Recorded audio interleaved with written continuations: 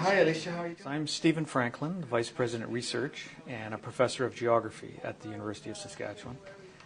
My research area is in environmental management and working with remote sensing images for habitat mapping and modeling for species at risk. What we're trying to do is we're trying to relate a suite of environmental indicators to a suite of health indicators that species exhibit, so associated with their use of the habitat. What are the stresses on those species that might be related to those environmental changes? The most recent work has been with grizzly bears and with caribou, but we have a suite of techniques that we feel will be appropriate for a large number of different species at risk, including pine marten, perhaps international species like tigers and other animals.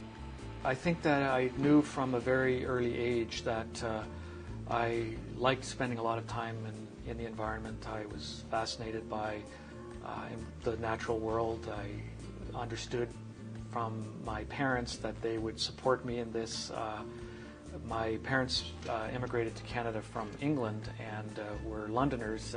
Lived in Toronto. I grew up in Toronto, but it was clear that they had embraced the Canadian North and the Canadian attachment to the environment in that process.